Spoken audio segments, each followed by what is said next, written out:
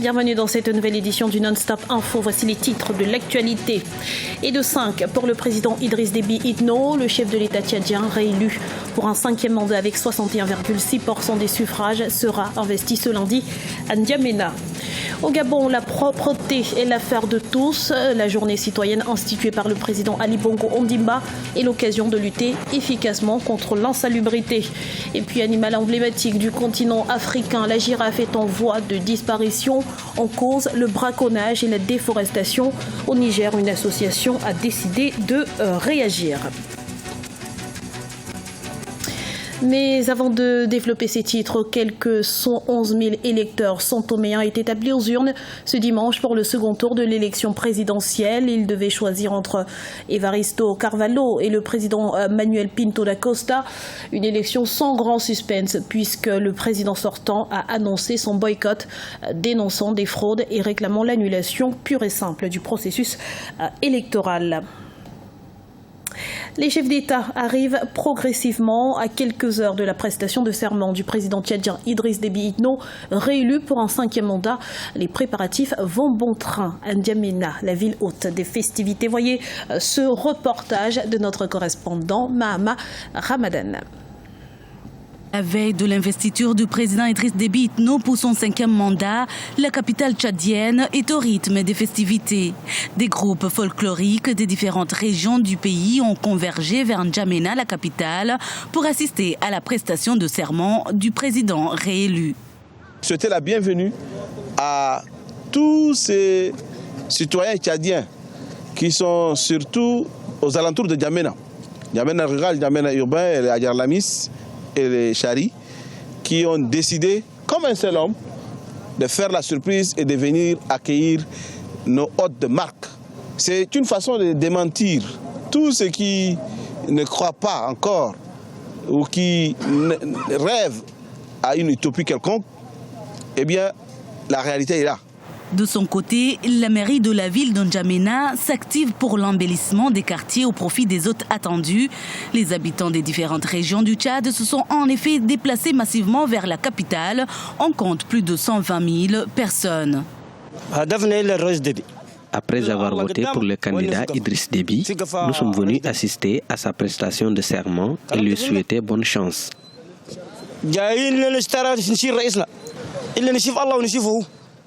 Nous sommes conscients des défis qui l'attendent. Notre présence ici, c'est pour lui rappeler ses promesses. Notons par ailleurs que plusieurs chefs d'État africains seront à N'Djamena pour assister à cette cérémonie de prestation de serment du président tchadien Idriss Déby Itno. Et sachez que vous pourrez suivre la cérémonie d'investiture du président tchadien en direct sur notre antenne à partir de 9h30 GMT. Instituée par le président Ali Bongo Ondimba, la journée citoyenne est désormais prévue tous les premiers samedis du mois au Gabon. Objectif, lutter efficacement contre l'insalubrité. Elle s'est tenue pour la énième fois ce samedi sur l'ensemble du territoire. Reportage de notre correspondant Douglas Totoma. Une journée citoyenne pour embellir Libreville, la capitale gabonaise. Ici à Okala, dans le premier arrondissement de Libreville, ou comme à Petit Paris, plusieurs habitants ont participé ce samedi à plusieurs actions de propreté. Curage de caniveaux, débroussaillage des parcelles et déplacement des véhicules abandonnés. Un des objectifs de cette journée, outre la convivialité, est de permettre à chacun de donner une journée dans le mois pour sa ville, sa commune ou son quartier. Nous devons rester propres. Nous avons remarqué qu'il y a d'autres qui ne savent même pas balayer, nettoyer le pourtour là où nous vendons. Mais lorsque le maire passe, c'est là où on commence maintenant à le faire. Or que ça devait venir de nous-mêmes. Et c'est une bonne initiative. C'est un honneur, comme je le disais tout à l'heure, de participer à la journée citoyenne qui a été instituée par les autorités de notre pays chaque premier samedi du mois.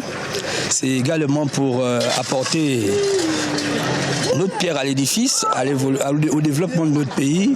C'est pas politique de nettoyer devant chez soi, c'est pas politique de nettoyer son quartier. Je pense que tout Gabonais devait pouvoir faire en sorte que, veiller à ce que notre ville soit propre. La journée citoyenne est basée sur le principe du bénévolat. Chaque commune du Gabon est chargée d'accompagner les initiatives des citoyens, à l'exemple de la mairie de Libreville. La seule stratégie que nous utilisons, c'est la sensibilisation. Lorsqu'on fait la tournée dans les arrondissements, en même temps, nos équipes procèdent au nettoyage avec l'aide d'Agli. Mais en même temps, nous faisons de la sensibilisation auprès des populations. Il y en a qui suivent. Nous faisons en sorte que la ville soit toujours propre. Notre défi à la mairie de Libreville, c'est rendre Libreville belle et conviviale. Mais c'est ça, il faut qu'on vous parle.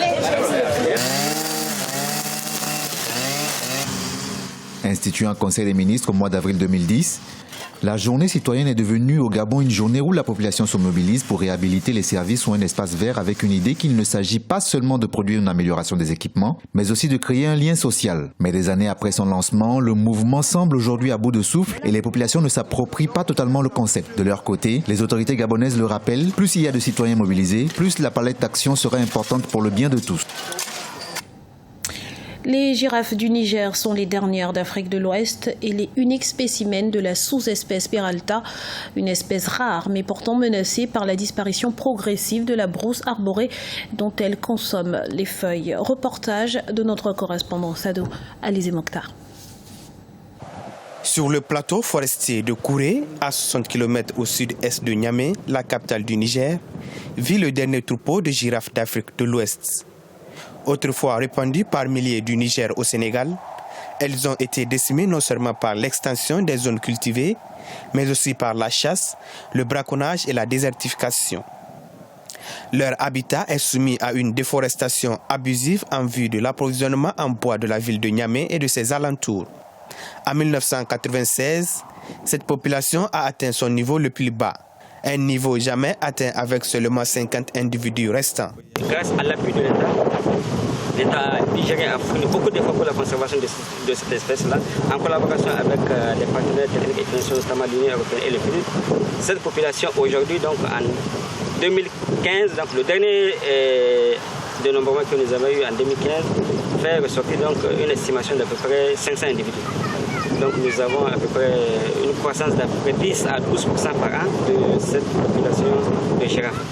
Et actuellement, en Afrique de l'Ouest, c'est la seule population qui vit à l'état naturel. Pour protéger le dernier troupeau de girafes d'Afrique de l'Ouest, l'Association pour la sauvegarde des girafes du Niger s'est engagée depuis 2001 dans un processus de protection permanent de l'espace dans une zone d'intervention de 116 625 hectares. Aujourd'hui, cette structure emploie 17 guides chargés d'accompagner les touristes et de sensibiliser les populations locales. Leurs haricots est mangé par les girafes. Leurs jardins de mangue sont saccagés. Donc vraiment, ça, ce sont des difficultés que reçoit la population. Mais déjà, comme ce sont des animaux propres qui sont à eux, avec quelques difficultés, ils arrivent à surmonter. Et on voit que les girafes sont vraiment plus économiques vivants que morts. De lendemain au jour, la population locale a vu l'importance de la girafe. Les girafes de Kouré attirent plusieurs milliers de visiteurs de diverses nationalités vers le Niger chaque année. Mais les menaces sur ces animaux restent toujours présentes. Les villageois pourraient à nouveau voir d'un mauvais œil la présence de ces girafes car le manque de ressources alimentaires reste le principal problème des habitants de la localité. Du sport à présent, c'est un nouveau coup dur porté à la crédibilité de l'athlétisme kényan.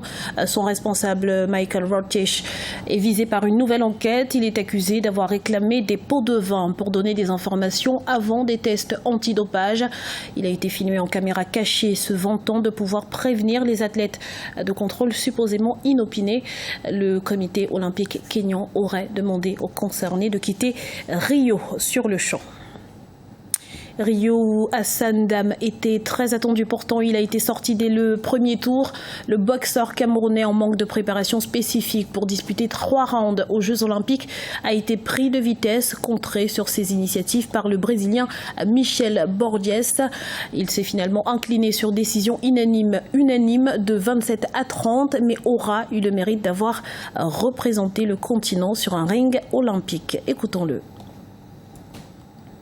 Découvert un gars qui boxait en large crochet, donc voilà, et à partir du 2e et du 3e round, j'ai essayé de mettre la pression pour